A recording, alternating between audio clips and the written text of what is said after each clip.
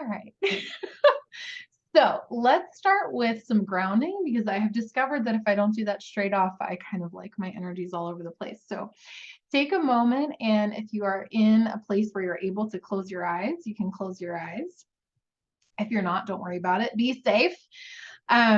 Take a moment and feel your body in contact with the earth. So whether your feet are on the ground, or you can feel your body in a chair, or you're lying down, wherever you are in contact with the surface, just bring your awareness to that place.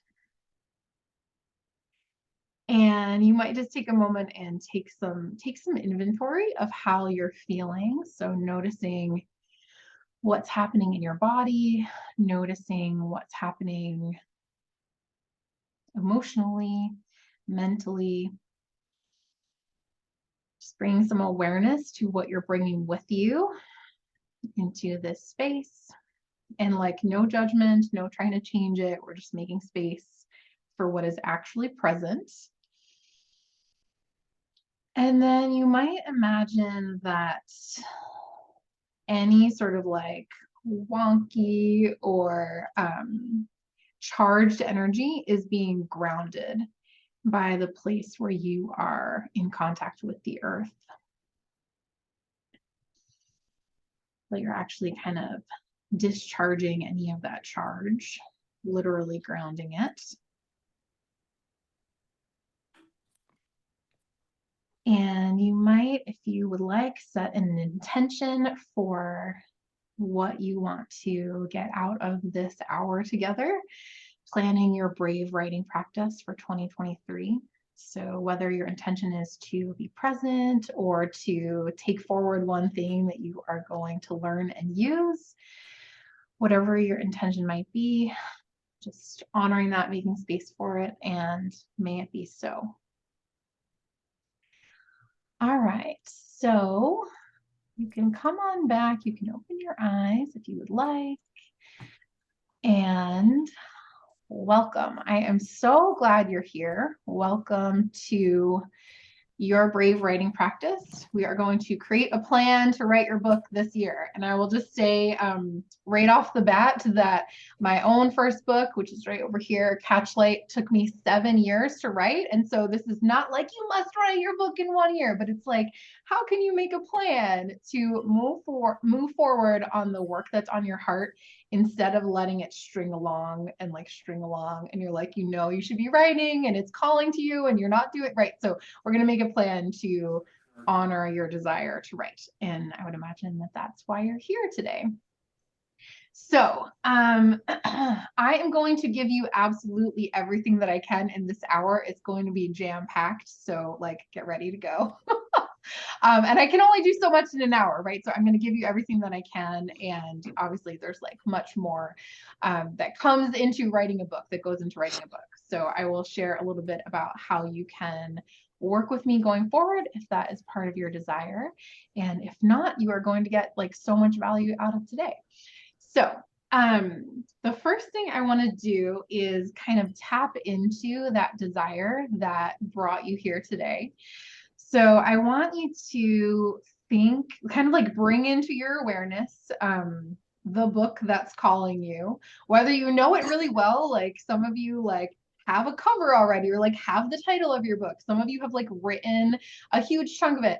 And some of you like it's more of like a glimmering, it's like an idea or like a calling, but it's like not as tangible, right? So whatever stage you are in, I want you to just like bring that desire to write a book into your awareness. And I want you to notice how it's feeling, right? So I always say, and I will continue to say it for the rest of my life, that your desire to write is a calling to write. So the fact that you have the desire means that you are meant to do it. There are like millions of people, literally millions of people in the world that never even think about writing a book. They're like, why would I do that? Right? And we may not understand them, but they are probably like the majority of the world. So if you're like me, you like don't understand this because you're like, I've always wanted to write a book ever since I was like a child. Like this is what I meant to do, right? So your desire to write is a calling to write, and I want you to just like get in touch with that desire. So where do you feel it in your body? And you can type in the chat if you would like and share. Notice if there's anything like blocking the desire. So if you can't even get to the desire, if there's like a fear that's coming up instead, or there's something that's like blocking the desire, like just make lots of space for that, right? So whatever's coming up when I'm talking about desire, when I'm talking about your calling to write your book, like what's happening in your body. And you can pop that in the chat if you would like, but just sort of like noticing, right? No. So when I'm tapping into, yeah, Jane is having fear. Yeah, so welcome the fear. Hello, fear. Making lots of space for it. A lot of times we push back against the fear. We're like, I shouldn't be afraid.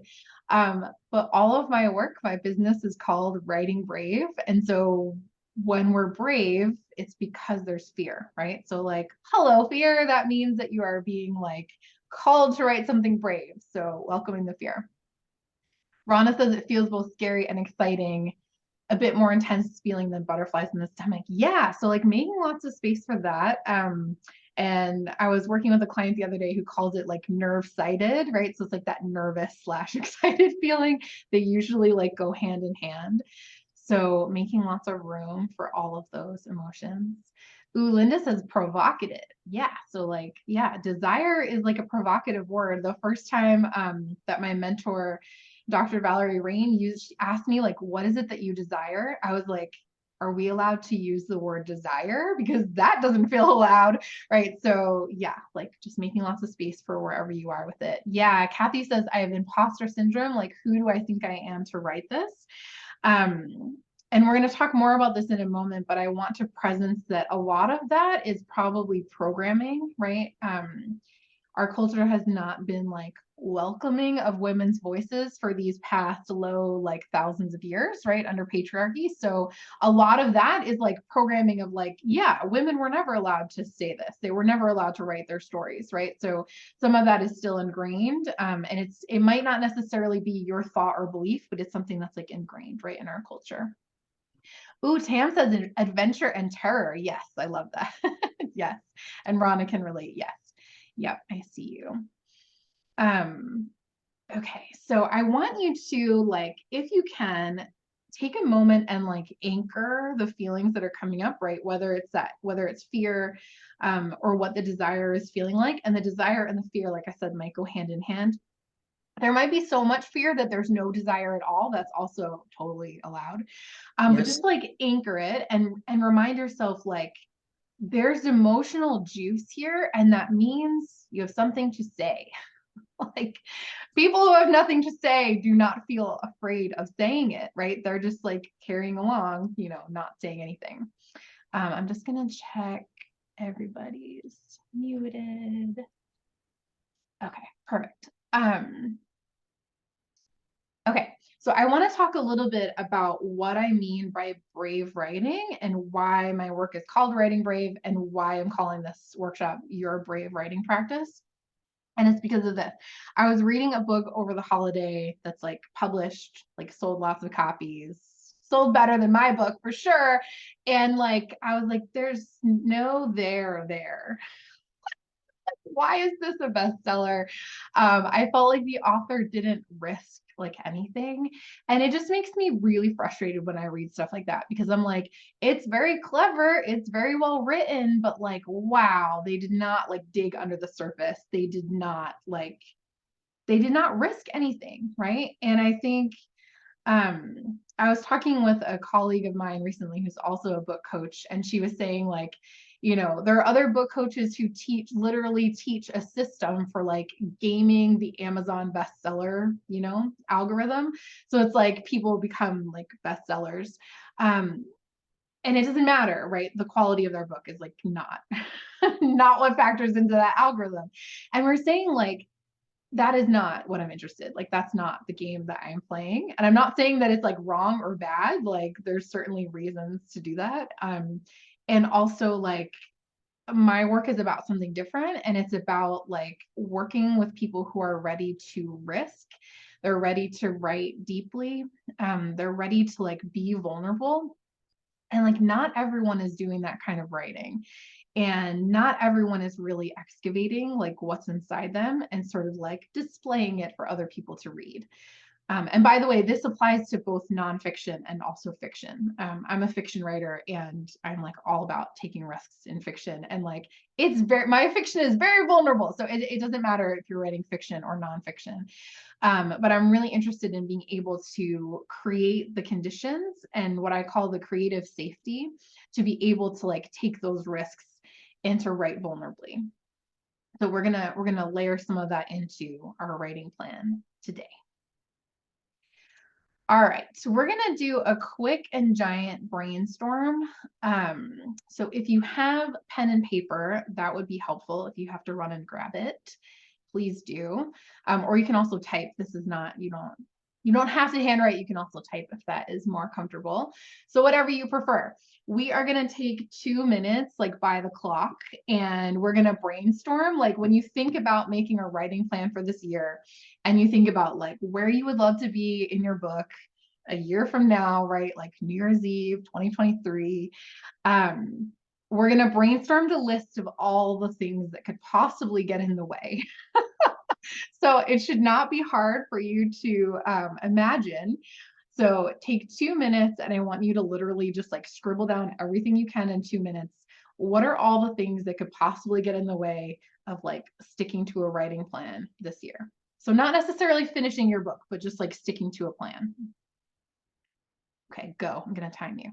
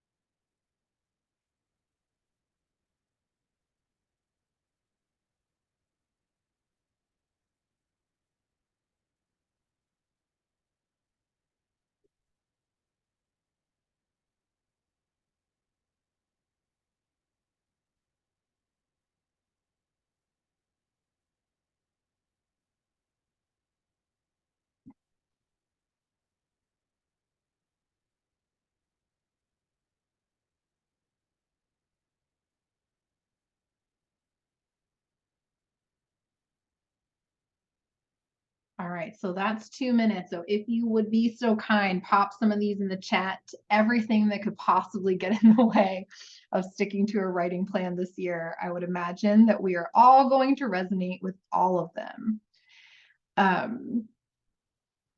Pop in the chat any obstacles that you want to share. Doubt, yes. Tam, I see you. Yes, with the doubt. Marjorie says, have a stroke. Let's hope not. I hope that that does not happen. Carla says, opportunities to write other things like scripts instead of a story. Yep. And I want to enlarge that, like just in case for other people, it might be like opportunities for like work or like write other types of projects. So not just like writing other things, but yes, procrastination, losing confidence in the book, competing work priorities, right, Laura? Yep. An earthquake that destroys California, let's hope not again. Invisibility, cultural oppression, procrastination, distractions, fear, not making it a priority, not blocking off the time. Yep, Yvette says editing is hard. Yep, falling out of in love with the project. Yep. Too many creative projects and not enough creative juice for my own thing. Yes. Interesting emails. I love that. Travel, avoiding. Yep. Travel opportunities, isolation. Ooh, Jane says, concern that I'll embarrass myself. Yep. Tam says financial stress. Yep. Dreaming instead of writing. Yeah. Caroline says lack of discipline, procrastination, working commitments, lack of motivation / energy, fear, doubts that what I'm writing is not good enough, other interests, projects. Yep. Rana says maladaptive trauma responses, ancestral trauma. Yep. Systems of oppression. Too many agreements, projects on deck at once. Yes, I can relate to that.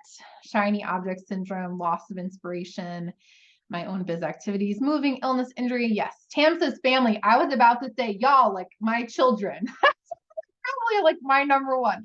My kids are 6 and 3. And so every time I try to do anything, it's like somebody has a half day or somebody's homesick from school or somebody's not actually sick, but they had a sniffle. And so they need to go to the doctor, etc. Because they need to have a letter now to like go back to school if they have a sniffle. Yes. Okay. So says squirrels, and that made me laugh. Yeah, health situation, like a family member's health situation.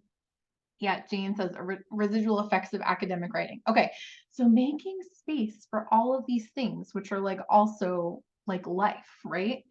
And I want to say like a couple of things. So the first is I think we can often that I think we could separate a lot of the things that we said into like 2 general categories. Not everything will fit, but I think that the 2 general categories that I see crop up the most often are sort of like lack of time related things, right? So things like family, work opportunities, having too many projects at once, right? Like family, right? Like obligations, commitments, like all those things, right? Like lack of time or time related issues. And the other one is sort of the mental and emotional game that we are always playing, right? So that's doubt, fear, right? Like this contributes to like systemic oppression, right? Like not being feeling like we can't use our voice, right? Like kind of like all of those things. So I think the 2 general camps of things that get in the way tend to be, right, like the time related things, and then also these sort of mental and emotional pieces, which are not like, I'm not dismissing them by saying that, like they're real, right? Like we are not, I think people have this fallacy, even that published authors are like, you know, just sitting in this cottage by the beach with no one bothering them and just writing all day. And they sit down and they write page 1 and they write all the way through to page 250. And then they send that off to their agent. No, that nobody actually I just want to say that right up front, that nobody actually gets to work that way. And I will say too that like, and I will name that there is like a lot of privilege that plays into this, right? And also, the authors that you most love and admire have all of the same obstacles that you just named. And I'm obviously like there's privilege involved, and some of them really are like millionaires and stuff at this point. And also, when they were writing their first books, most of them were not in fact millionaires, and most of them did not have the assurance that people were going to love and buy their books, right? So the authors that you most love and admire also faced all or many or most of the same obstacles that we are all facing, right? And the difference is that they were like, I'm going to do it anyway, right? Like, I'm going to sit down anyway. So the choice before you is you can sit down and write anyway in the face of all these things. And these are serious things, right? And they are not, I'm not like dismissing any of them and saying that they're not real, because they are. And also, like, the question before you is like, am I still going to make my art? Am I still going to make this thing? The desire stronger than the obstacles? Like, I think that's the question that's before me, at least every single day. Is like I sit down and I'm like, I don't want to write today, I want to answer emails. It's like it's very easy to check answer emails off my list. It's not so easy to go into like my dream space and vision the next section of my novel, which I have no idea what's coming next, right? So there's a lot of fear involved, like every single day. So I'm saying like, yes, all of that is real. And like the question is still before us. It's like very existential of like, am I going to make this thing anyway?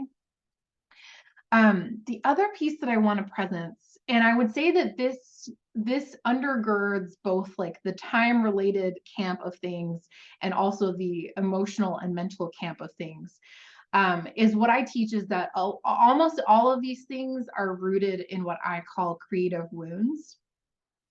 So Julia Cameron talks a lot about this concept, similar concept in her book, The Artist's Way, her seminal book. And the idea is, right, that a creative wound is like this little t trauma that happened when you made something and it wasn't received the way that you hoped. And it's sort of like they layer on top of each other, right? So we don't have a ton of time to get into creative wounds here, but I will say that in all of my work, I talk a lot about creative wounds, and I teach about how do we kind of excavate them, how do we establish creative safety to like create this like safe space for them. And we're going to dig into a lot of that work in my mastermind, which is actually starting next week. So Rana is here. I don't know if anybody else is here who has already joined, but we're going to really get into creative wounds really deeply in the mastermind. So sort of like making lots of space for all the obstacles. I'm not going to leave you hanging with the obstacles. We're going to do an exercise shortly to kind of think through like practical things that you can do to overcome them in advance.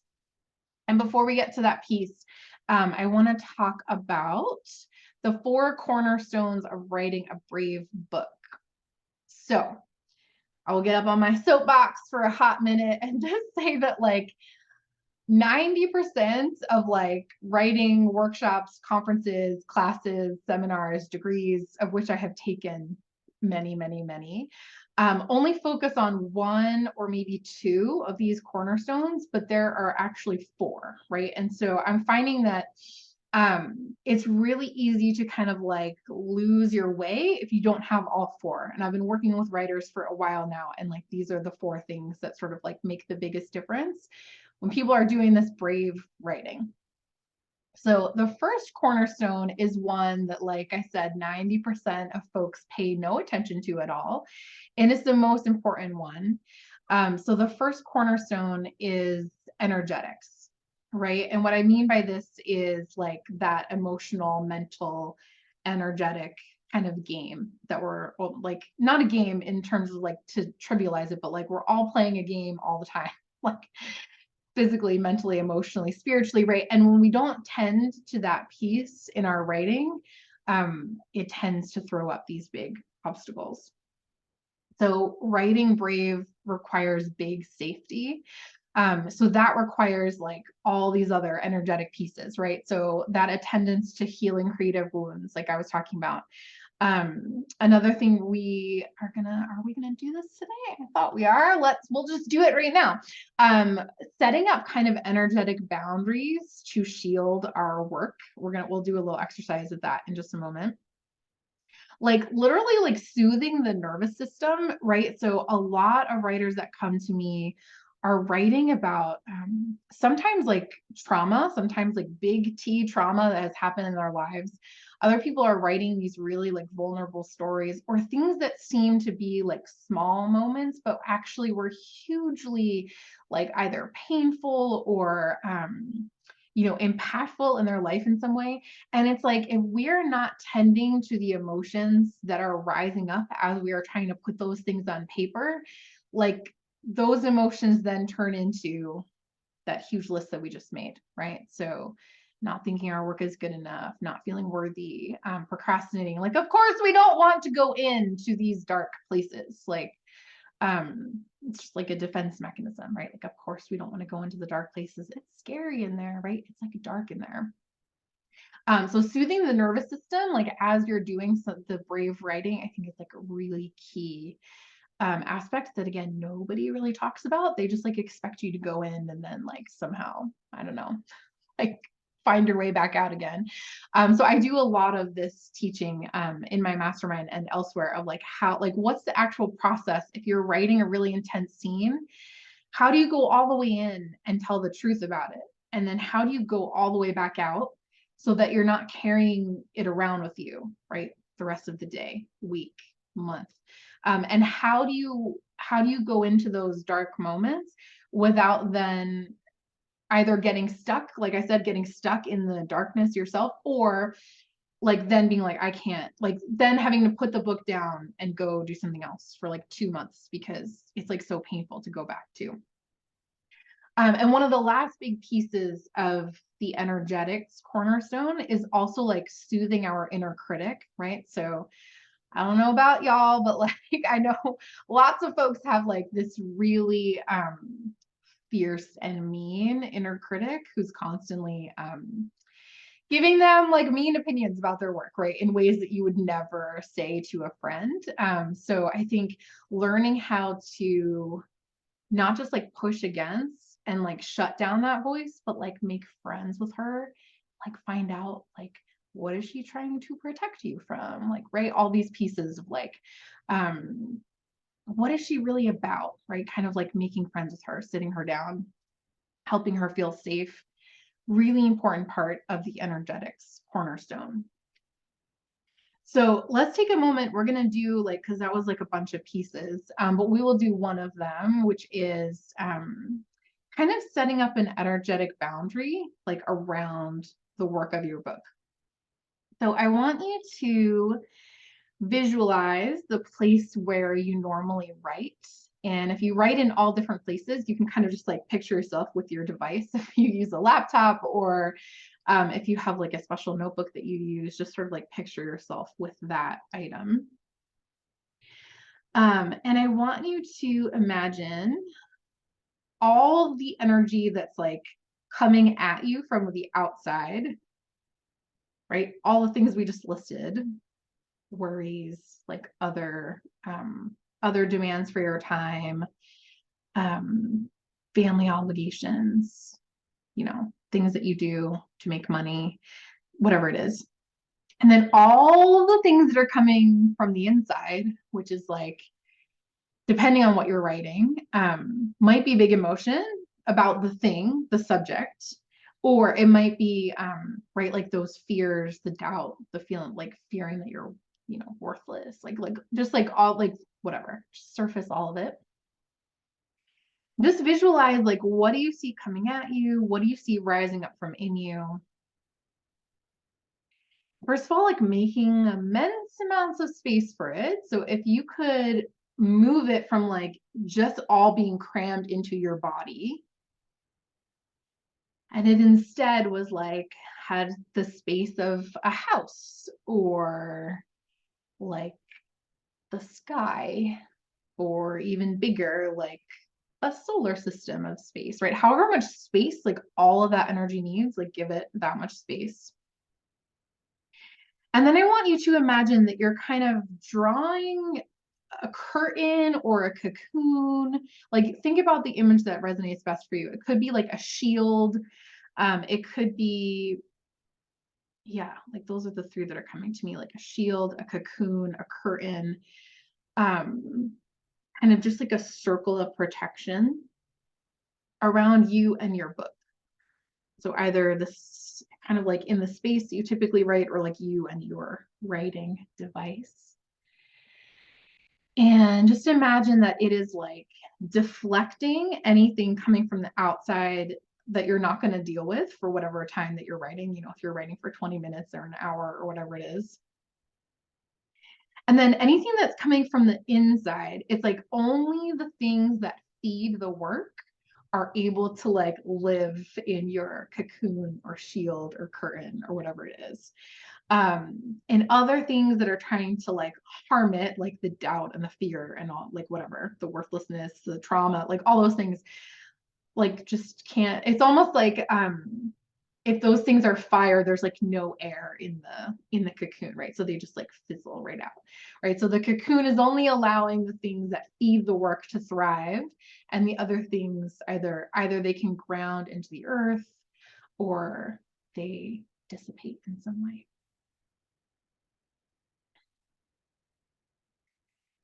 So notice how that is feeling, and I want you to just like anchor in that sensation so that you can like come back to it.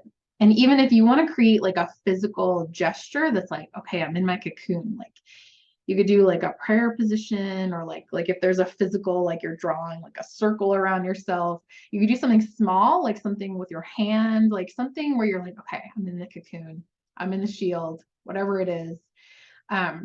Sometimes that physical motion can really anchor something in.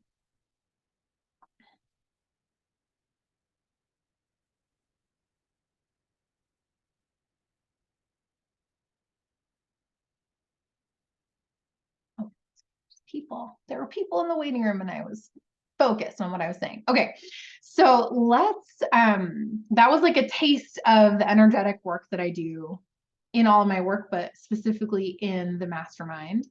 Unless we're going to move on to cornerstone number 2.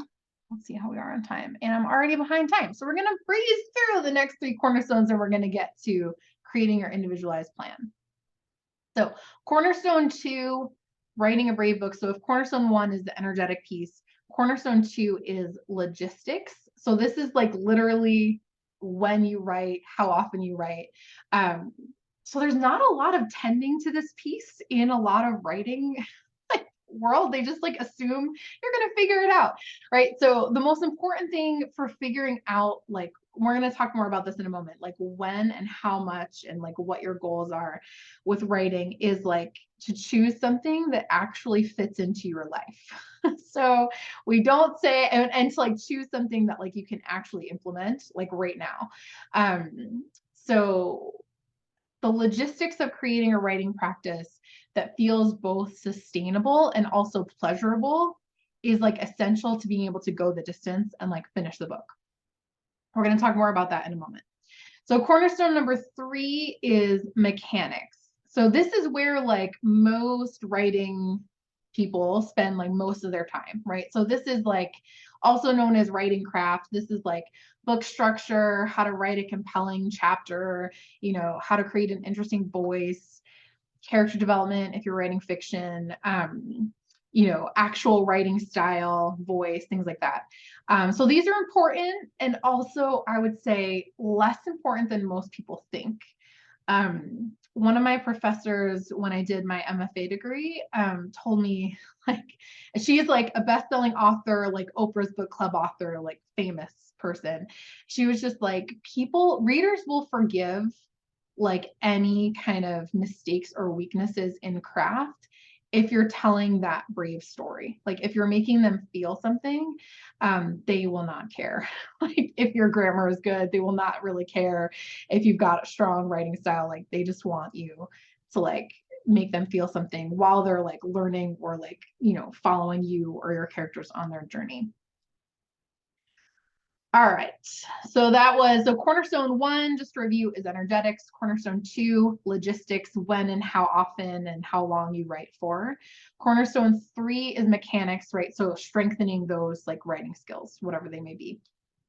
Whatever, I mean, you most need to focus on. And then cornerstone 4 is another one that a lot of people do focus on, which is like valuable feedback, right? So at a certain stage of the process, we can't know how our writing will land on a reader until we have a reader, right? And I will say that like not all readers are created equal, right? So if you've ever been in a writing workshop where you've gotten like 7 or 8 folks reading an excerpt of your book and then you got like 7 or 8 totally conflicting suggestions, like, you know what I mean.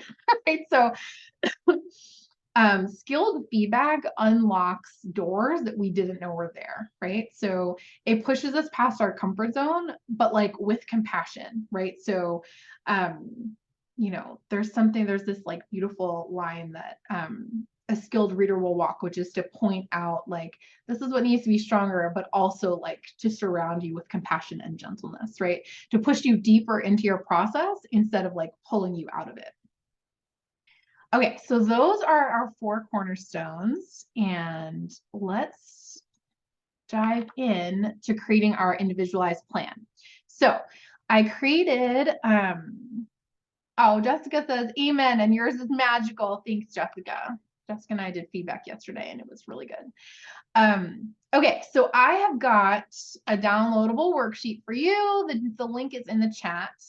And it's a PDF, so I'm sorry, you have to like print it out or you can just like take notes. I did not do a fillable one this time around because I didn't have time. But we are going to walk through this for the next like 10 to 15 minutes. And the first thing we're going to do is dive deeper into that cornerstone number 2, which is the logistics, right? So, and we're going to do this. I have lots of teaching on like how to fit your writing into your life, but what we're going to talk about today is like your bite-sized writing practice. So like I was saying, your bite-sized writing practice is one that you can actually do. It's what Martha Beck calls a turtle step. So a turtle step is like so little that your brain is going to be like, oh my God, it's not even worth doing. It's so little, it's not even worth doing, but like it is actually worth doing. So you can measure your bite-sized writing practice either in like the amount of time that you spend or in like the number of words that you want to write. So, and this could be like, you can do it like, I want to do this much writing every day, or I want to do this much writing every week or every month, right? So there is no right or wrong way to do it. And if you took the quiz, which was totally optional, but it's really fun, I'll put this in the chat too.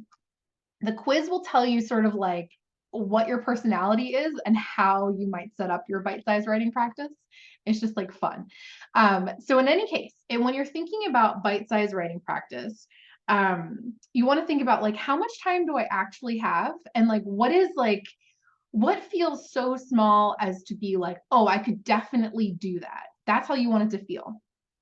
So when I was first like getting back, I was like, I'm working on my second book, and I got to a point where I was like, okay, like my kids are little and my business is a lot. And also like, I was recognizing like my need to be in my own book and my own process for its own sake, and also to be in integrity in what I teach, because I can't talk to people about their writing practice if I am not like actively practicing my own. So I am what we call in the quiz a turtle, which means I like to be in my book a little bit every day. And so when I was like first getting back into and like basically having to recreate a writing practice that worked with like 2 kids and a business, and my husband working like all hours of the day, night, and weekend, I was like, okay, what could I actually like commit to doing? So what it was for me to start was 100 words a day, 4 days a week. So I started doing that, and I would like track it 100 words a day, 4 days a week. This is what I'm doing. So now I'm at 200 words a day, 4 days a week. I did just try to go to 300 words and everything fell apart. Like I was just looking at my tracker for December and I was like, oh, I like hardly did any writing in December. And it was because my goal got too big. And then I was like, oh, I don't have time to do 300 words. So I would just not do anything. So you want to get to the perfect place where you're like, oh, I can do this. And it's so small that I can get it done. So some of you might be thinking like 100 words a day, that's like so little. Or some of you might be thinking, I can't write every day. That sounds horrible, right? So just notice what your reaction is, and you're going to do what feels better to you. In any case, I have written, my new book is like 220 pages or something, right? And I have done all of it in like 100 words a day. So you want to think about like, what can you actually fit into your life in this season of your life? Not some magical future in which like things are different than they are now, like how things are actually right now. So for you, it might be like, so I know Jessica is here, and Jessica has talked about doing like, she has a week out of the month in her business where she doesn't see clients, or she's kind of like carving out that time to be focusing on her book. So some of you might be able to do something like that, and some of you may not have the flexibility to do that. So then it becomes like, do you want to do like an hour on Sunday afternoons? Or do you want to like meet a friend for coffee on Wednesday mornings, or whatever it is? Do you want to do a sprint day once a month where like you block off a whole day and you do like 6 hours or whatever it is? Or the sprint day, you could say like, I'm going to write. I have a friend who's a screenwriter, Melissa Casera. Some of you, I think, came to me through Melissa, and she does a sprint day with her friend every Thursday. This is part of her work, but so she has the flexibility to do that. But every Thursday, she has no meetings, and she has to write 10,000 words, which that makes me want to vomit. But it works very well for Melissa, right? So you can play around with what your bite-sized practice is. But pick something that you know you can actually do. So if anyone has ideas, you can put them in the chat. And I want to walk through the next piece. As always, I was like really ambitious with what I was going to cover today. That's okay, because we're going to get all this out of it. Okay, so then the next part of the plan, if you're looking at the worksheet, is we did this already, right? All the obstacles that could get in the way. And if you want to add some, you could like scroll back up in the chat and like look at what everybody else said and be like, oh yeah, that's an obstacle. That could crop up for me too, right? You could just like put them all in there. And then when you're able to like sit down and work on this, you can star or circle like the 3 or 4 obstacles that are like the most likely, or the ones that are like the most difficult for you to deal with. And I want you to like make an actual plan to overcome those like 3 or 4 obstacles, right? So if one of mine is like, oh my gosh, my kids are homesick for the 8 millionth time. I actually, at this point, like I just drop everything and I'm like, I'm not going to try to make myself crazy. And so my plan is literally like, I will just get right back into it as soon as everyone goes back to school, right? So I don't like fall off the wagon and then stay off. I'm like, oh, I'm jumping off the wagon. I'm not going to write for 3 days. My kid has the flu or whatever, or pink eye. That one just happened. And I'm like, oh, I'm not going to write until she goes back to daycare. And then she goes back and I'm like, okay, so I just get right back into it, right? So I don't like, I'm not like, oh, I should clear my inbox. I'm like, oh no, this is my time to write my 200 words. I'm just going to do it. Right. So whatever your big obstacles are, I want you to think about like, what is your plan for overcoming them? And it might be like you surrender to the actual obstacle. Like you have a family member who is in the hospital. You're going to be like, I'm not going to write while they're in the hospital, right? I'm going to write when they get back out, whatever it might be. Oh yeah, Jane says, I can't write on demand at this time of my life. Yes, creative writing seems to only come when I feel inspired. Then I drop everything and just write. So that's perfect. And that's like a perfect part of your practice because you're just like, when that happens, right, you have things in place where you're like, I'm just going to put everything down and like go to the desk or wherever you write. Yeah, so that's like totally legit. It's like making space. And somebody sent me an email the other day that said something similar, which was like, they felt like they had permission to like wait for the next download and to no longer call that waiting procrastination, but instead to just be like, oh, I'm just waiting for the next download. So I love that so much. Yes, yes, yes, yes. All right. So I want to walk through the next 2 pieces and then I can take a couple of questions. Or if you have questions, you can also be putting them in the chat so they're ready. The next 2 things that I want you to add to your plan, right? So we have the bite-sized practice, we have all the obstacles, and then a plan for overcoming the 3 most likely. The next one is super fun. So let's talk about it, which is pleasure boosters. So pleasure boosters are like what make writing feel fun. So if you've taken the quiz, the link is now in the chat if you haven't taken it yet. Each personality type has like its own pleasure boosters that go along with it. But I'll tell you a couple just for fun. So one is to dress up for your writing time. So this is specifically for sprinters, but anyone can do it. So this is like if you've set a sprint day, like my friend Melissa has Thursdays are sprint days, or for you, it could be like I said, once a month or something like that. You can like dress up either as your published author, future version of you, or I have one former client who is writing a novel and she will sometimes dress in character, which I'm obsessed with, right? So she's writing this like Southern, this novel that's set in the South in like the early 1900s. And so she has like this like lace shawl, right, that she'll put on. So whatever it takes, like super fun. So I personally, one of my pleasure boosters is that I have a writing ritual that I do every morning before I write. And if I don't do it, I just like don't have a lot of juice to like get into my writing. So I have a writing studio in the attic, which is unheated. So I go up there and I put on my space heater and I like snuggle up in a blanket, but I light a candle. I have specific music that I listen to that's like my writing music. I draw an oracle card from an oracle deck, which I don't have any in front of me. Actually, I will show you this. This was my card for today. It says rise. Yes. So I draw a card just for fun.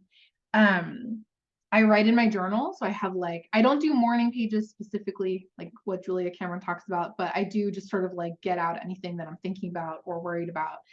And then I open up my book and I just like write the next 200 words.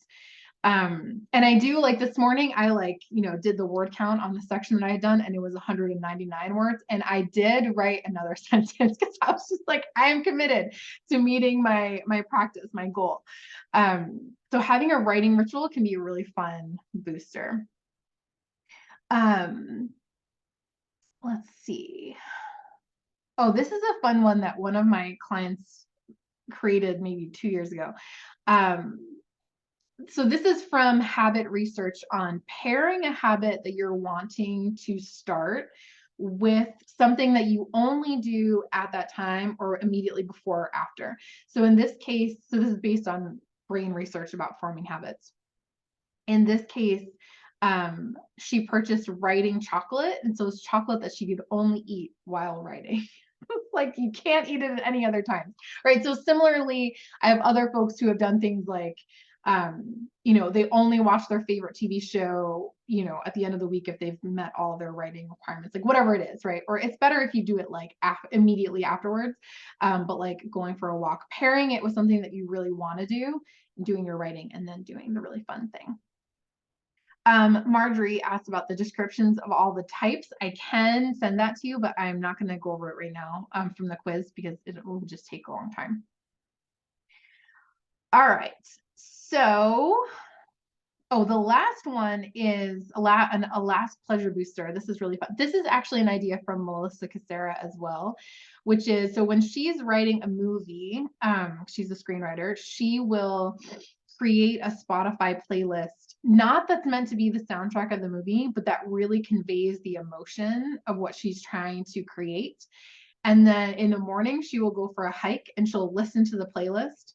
She'll use her voice recorder app and just like record ideas. And then when she gets back to her desk, she's just like, right? So like having some sort of playlist that's specifically like either specific to the story that you're creating or like the emotion that you want to convey, right? Whatever it is. Or you could have like a writing anthem playlist, whatever it might be. So things that will just like make your writing feel pleasurable instead of like a chore. So anybody want to share in the chats what their bite-sized writing practice is going to be? Yeah, Ken says they only write when there's a deadline. That's fair.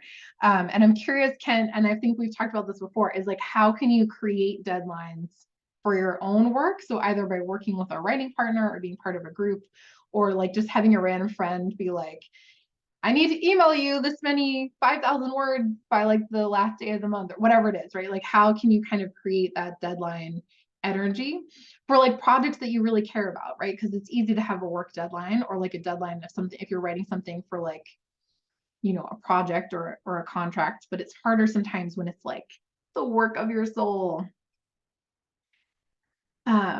Anybody want to share in the chat what their bite-sized writing practice commitment is going to be?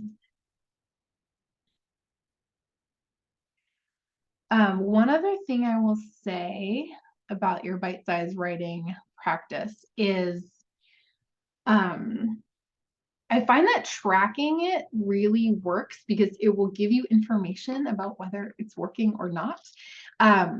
So I track mine in my planner, and I think I've showed this before. So I use this set of planners called Silk and Sonder, and they have a thing where you can write, things that you're tracking. So like this week, I'm only working 3 days because we're going on like a little family trip. But I will write how many words I wrote that day. And then I can look back through and I can't lie to myself. So I'm like, oh, right. So in December, I think I only wrote like 1 or 2 days a week. And so that's what alerted me that I had to like dial my commitment back down to be something that I can actually do consistently. So I'm not doing consistently, doesn't really produce a lot. The last thing I will say about tracking is that you do not use it as a reason to be mean to yourself, but as information that's going to help you create a practice that's actually sustainable, right? So I didn't look at December and be like, oh my gosh, I'm a terrible person. I'm not in integrity. I was like, oh, it was Christmas and I have small children and I was doing all these things. And also I tried to go to 300 words a day and that clearly didn't work, right? So now I'm just dialing it back down. Yep, Jane says, I'm thinking I'll write a short piece just to see if it's really a story and share it with my writing group. I love that. Yeah, so sometimes, yeah, maybe your practice is like making like a specific, right, like a small bite-sized thing, like a whole thing that you're producing. The thing sometimes when you're writing a book too, it's like, it's so long and such like a squishy project that you're like, oh, how will I like it just seems kind of difficult to measure like what you're doing, especially if you're I will speak for myself. For me, it's like I write very intuitively, and so my writing is like a surprise every time, and I don't know how many chapters my book is going to be, and I don't know how long it's going to be. It's just sort of like amorphous, and so it helps me to have these like very specific like mini deadlines every day. Carla asks, how do I find a writing group? Well, I am about to start one, so I will tell you about it. So my 6-month mastermind, which is called Secrets of Storytelling, is starting next Thursday. It is now enrolling.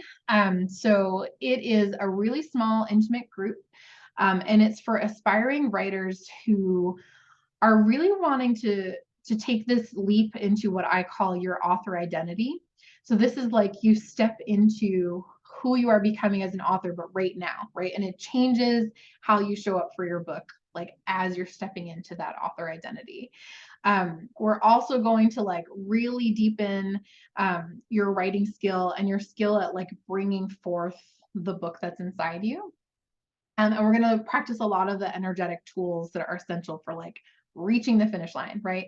We also do I do a lot of insider publishing information. So we talk about the 3 publishing pathways. We talk about like literally there's, it's basically like a mini course inside the mastermind on like how like what pathway do I want to publish my book? And like, what are all the steps that I would need to take in order to achieve success in that pathway? So if you have a book idea or you're working on a book already, or you're like stuck somewhere in the middle, this is a good fit for you.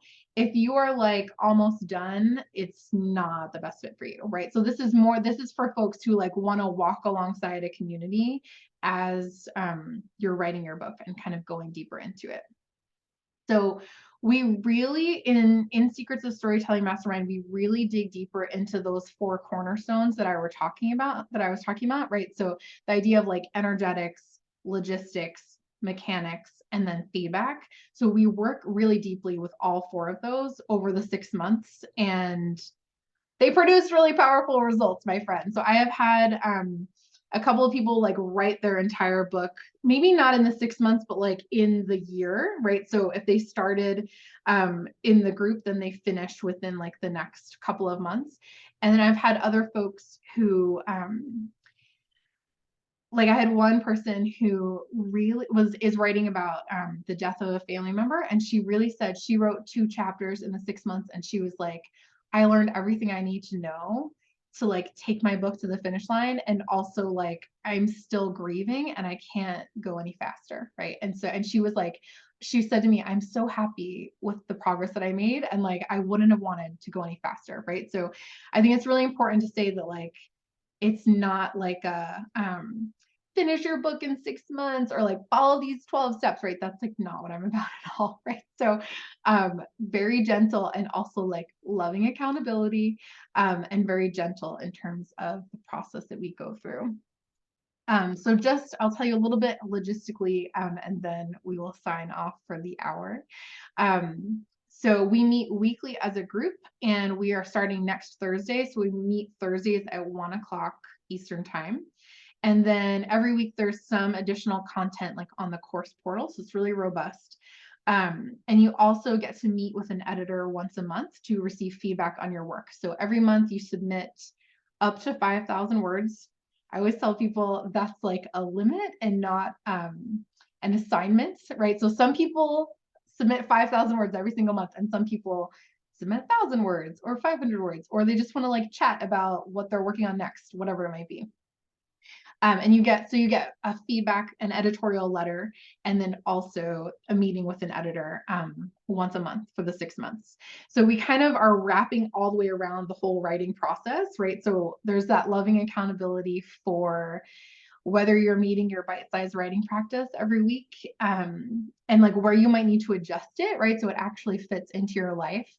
And that monthly feedback, we also do a 2-day virtual retreat, which is going to be in March. And we really dig deep on that retreat into the healing creative wounds process. So we do a couple of tools and ceremonies around that, and that is really powerful for folks. So somebody asked me, like, when I asked for feedback from the last round, the main feedback that one person gave me was like, I wish we had like even more of the retreats because they were really, really powerful.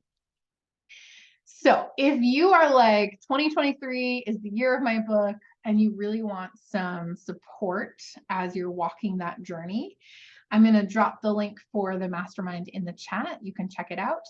And I will just say that like this is sort of like taking the plan that we just worked on and like pouring jet fuel on it, right? So it's sort of like having a group to kind of carry you through that whole journey can be really powerful. And I think is another thing that often gets in our way is that we think we need to do it on our own, and it can be really hard to do it on our own, right? So when we have a community and when we have that valuable feedback, that editor cheering us on, like that can be the magic that takes us from like not writing to creating the whole thing that we wanted to create and like giving birth to it. So that is my spiel. And I would love to have you there. We start next Thursday.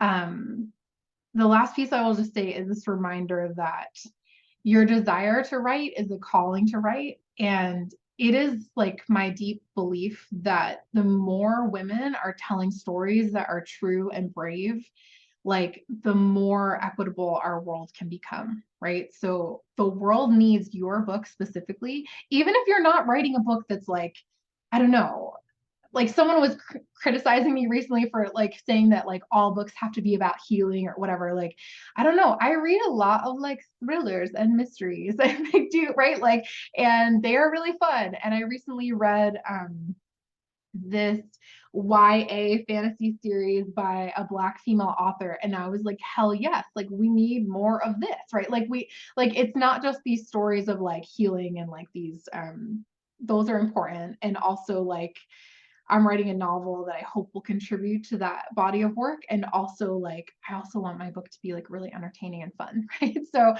they're not mutually exclusive, and I will just say that like the world needs your book and you're here for a reason. And if you're wanting more support to like walk through that process, I hope that you will consider joining. So all of that, we're going to wrap up.